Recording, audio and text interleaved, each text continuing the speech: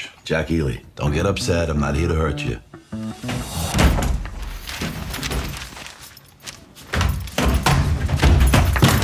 Look away. You know there's a mirror here, right? What do you want? What's up, everybody, and thank you for watching ReelTime for the real everyday movie fan. I'm Ryan Murphy. And I'm Josh Williams. And today we're giving you a real-time review of The Nice Guys. Now this is the second weekend we've done this where I went to go see one movie, you went to go see another. So we'll get to my Angry Birds review in a little bit. But what did you think of The Nice Guys? It was really good. I had a lot of fun watching this. It was directed by Shane Black and it starred Ryan Gosling and Russell Crowe. And I really liked it. I had a ton of laughs. And I walked out of it thinking I had a good time, really. Yeah. So it's better than Shane Black's last movie. Definitely. That was actually one of my positives. Shane Black really redeems himself in this movie. I mean, a lot as far as his directing Iron Man style. 3, in case no one yeah, out in there case knows everyone's realized Iron Man 3. Some people love it.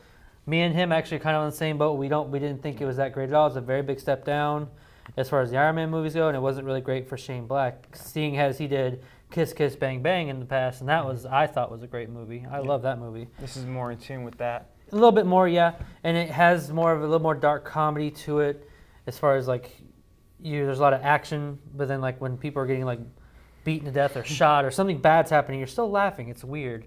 He finds a way to do that. I really think he redeemed himself really well in this movie. Another positive I think I had was Russell Crowe's performance. Finally, I think he was a good mix with him and Shane Black because this is probably his best performance, I think, since American Gangster. Yeah, okay. And that was a long time ago.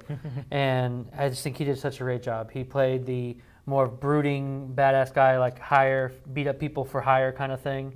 Like he just goes around, you pay him money, and he beats up and intimidates people. And it works really well, especially when you take consideration Ryan Gosling's character. He's a private eye, but he's a drunk, a lush, and like kind of takes advantage of his customers, and how they meet is actually kind of really cool. And I just love their dynamic. He was more of the badass, and like Ryan Gosling's character was more kind of the wuss, but it's like a little swindler kind of thing. I love the dynamic between the two, and they play off each other perfectly well.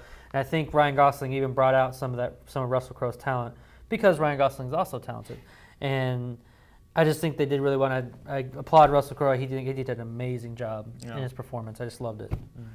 The other thing that's interesting to me is that this film was produced by Joel Silver, who, if you don't know, is maybe the most preeminent action producer ever. He produced Die Hard, Lethal Weapon, The Matrix, Predator. Pretty sure he did Predator. Yeah, he did.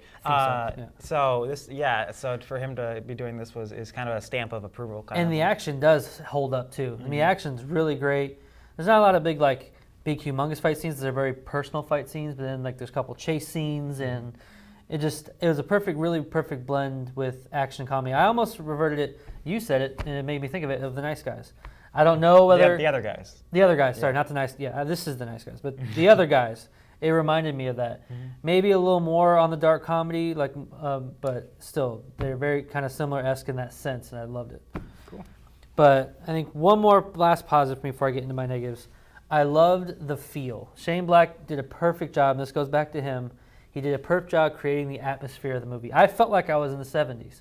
Maybe not like how the film was shot as far as film goes, because it's very clear and everything like that, kind of very up-to-date type of filming. But the setting, like even the little tiny details, it was very 70s. I felt like if you know anything about 70s history or anything like that, you felt like you were there. And I applaud him for that. And it's just, I love the fact, because you see some period pieces where you're like, that doesn't look very authentic. Because to me, authenticity, if you're going to do a period piece, is very important. And this did that, and I was very impressed.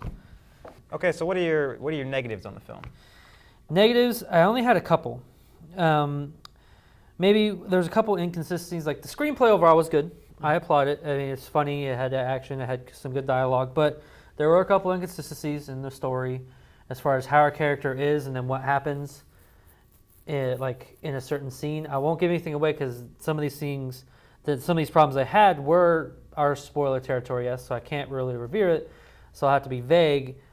There's a couple parts where, like Ryan Gosling's character, he did something towards the end, and then like something happens, and it was kind of completely opposite of what his character usually supposed to do. Maybe it's supposed to show like Shane Black showing he's becoming more mature and be kind of learning from his ways, but how he does it, you're almost thinking, well, how did he know that was going to happen for him to make this kind of plan? I don't know.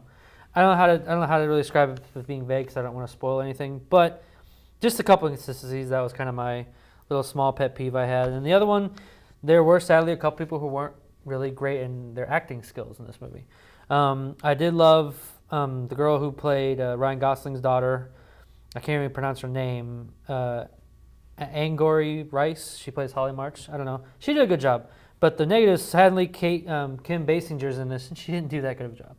You can tell she's a little dated in her acting skills, and it was kind of sad. When I saw her, I'm like, ooh, it's like LA Confidential reunion, and just didn't work out. And then and the other person was Margaret Qualley, who plays Amelia. She's kind of one of the focal points of the movie. Even when she actually starts talking, her dialogue and how she delivers her lines were just not really great, in my opinion. But those are the only two really small things I had. And other than that, like I said, I really enjoyed this. All right. Cool. So how many out of 10? What would you score out of 10? I'm actually going to give it an 8.9. I almost wanted to give it a 9. The only reason I'm giving it, like, it's in the 8 range is just because while I did enjoy myself a lot, I really liked it, and it was really well done overall. I just didn't leave the theater going like my mind was blown kind of thing. You know what I mean? I still enjoyed it. I still liked it. It's just, it was one of those things. And I definitely would highly recommend you check it out. Don't take your kids, obviously. This is a rated R movie. But I'd say couples, people who just like these kind of movies, and just definitely go for the dynamic, too, of Ryan Gosling and Russell Crowe. They work so well together. And I actually would want to see them again in a movie. Maybe a sequel of this or just something else, because I love their dynamic completely in this movie. And I would recommend you guys seeing it in the theaters at least once and judge for yourself whether you like it. So. All right. Thank you very much. That'll do us for today, folks. What did you think of The Nice Guys? Leave your comments in the section below. And as always, subscribe to our page so you can receive more of our content in the future. And until next time, thank you for keeping it real. With ReelTime.